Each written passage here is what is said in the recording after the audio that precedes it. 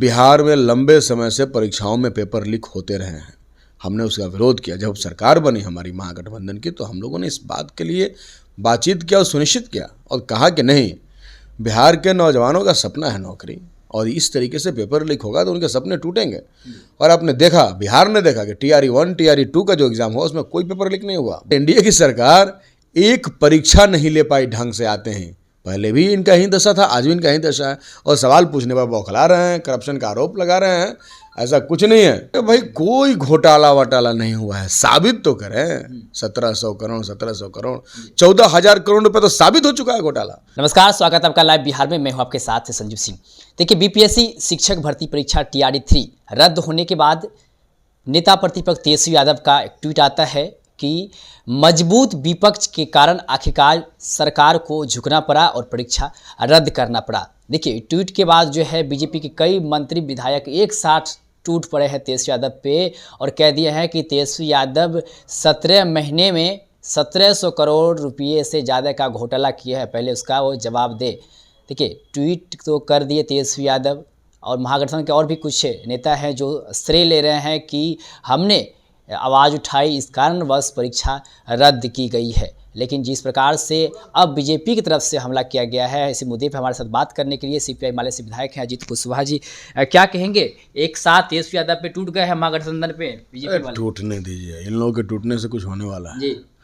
ये तो ऐसे ही सब क्वेश्चन लीक करना, पेपर लीक करना, देश के संसाधनों को लूटना ही इन लोगों का काम है। तो इन पर सवाल उठता है तो बौखला जाते हैं। तो बौखलाहट तो इनकी है ही। जनता तो जान गई है कि इलेक्टोरल बॉन्ड से हजारों करोड़ रुपए का लूट इन्होंने किया। जनता तो जान चुकी है कोई देशभक्त नहीं है तो पुलवामा पर हमला करने के बाद पाकिस्तानी कंपनी से पैसा लिया।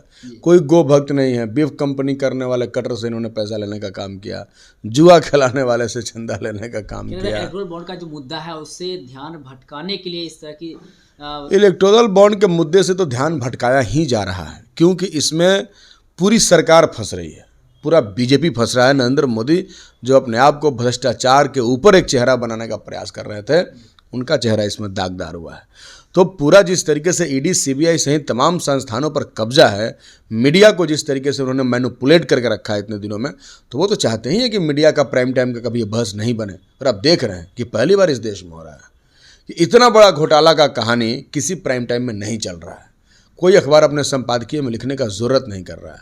इसका मतलब है कि इस देश के अंदर लोकतांत्रिक संस्थाएं कमज़ोर हो रही है और इसकी जिम्मेदार मोदी सरकार है। 1700 करोड़ रुपये घोटाला का जिस तरह से आरोप लगा रहे तेजस्वी यादव पे, इसको लेकर अरे भाई कोई घोटाला वटाला नहीं हुआ है, साबित तो करें। 1700 करोड़ 1700 करोड़ 14,000 करोड़ रुपए तो साबित हो चुका है घोटाला।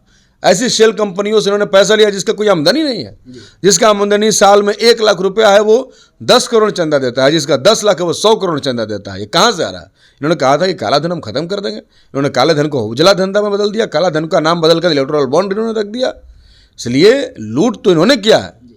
हम तो शुक्र मनाते हैं कि माननीय सर्वोच्च न्यायालय आज देश का संविधान के रक्षक के रूप में खड़ा है और इतने बड़े लुटेरे का वो पर्दाफाश कर रहा है। देश की जनता को इस बात को जानने की जरूरत है।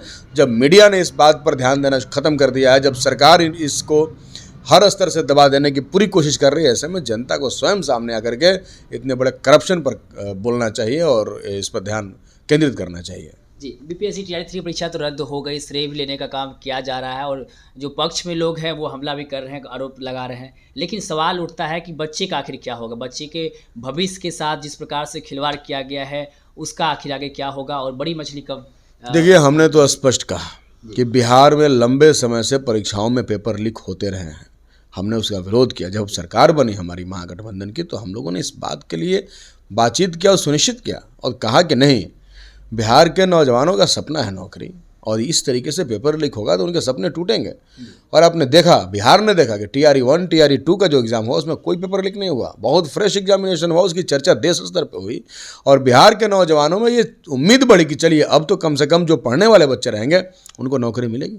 लेकिन फिर NDA की सरकार आई और NDA की सरकार एक परीक्षा नहीं ले पाई ढंग से। आते हैं, पहले भी इनका ही दशा था, आज भी इनका ही दशा है, और सवाल पूछने पर बौखला रहे हैं, करप्शन का आरोप लगा रहे हैं। ऐसा कुछ नहीं है। नौजवानों ने जो आंदोलन किया, छात्रों ने जो आंदोलन किया, पढ़ने लिखने वाले छात्रों ने कहा कि टीआरई 3.0 में करप्शन हुआ, इसको रद्द किया जाए। उसी दबाव में रद्द हुआ है। उनका समर्थन हम लोगों ने किया, विपक्ष ने किया। आप लोग की 17 महीने की सरकार है, उसमें भी एक परीक्षा जो है उसमें पर्सनली का मामला सामने आया है, जैसे सिपाही भर्ती परीक्षा है, तो कहा कहीं ना कहीं आप लोग भी तो नहीं, हमने तो भाई फ्रेश एग्जाम लेना शुरू किया ना। आपसे कहा बड़ा एग्जाम 2 हुआ, दोनों में कहाँ पेपर लीक हुआ? नहीं हुआ। तो इसलिए कोई सिस्टम लंबे समय से बिगड़ गया है तो उसको तो एक ही बार में आप 100% नहीं बना देंगे, लेकिन फिर भी उस बिगड़े हुए सिस्टम में भी हमने बेहतर तरीके से उसको निभाने का काम किया, एग्ज़ाम लेने का काम किया, ये तो सबको पता है। चलिए, बहुत बहुत धन्यवाद। हमारे साथ बात कर थे अजीत कुशवाहा जी। इन्होंने साफ तौर पे कहा है कि जिस प्रकार से सरकार जो है मुद्दे से भटकाने के लिए इस तरह का बयानबाजी करते हैं, ये भटकाने वाला मुद्दा नहीं है। साथ ही साथ बीपीएससी टीआरई 3 एग्जाम को लेकर के भी उन्होंने अपनी प्रतिक्रिया दी। आप क्या प्रतिक्रिया देते हैं? परीक्षा जिस प्रकार से लीक हुई है और साथ ही साथ बच्चे के साथ जो खिलवाड़ हुआ है, आप हमें कमेंट बॉक्स में बता सकते हैं। आप देख रहे लाइव बिहार, बहुत बहुत धन्यवाद। YouTube पर सब्सक्राइब और Facebook पर लाइक ज़रूर करें।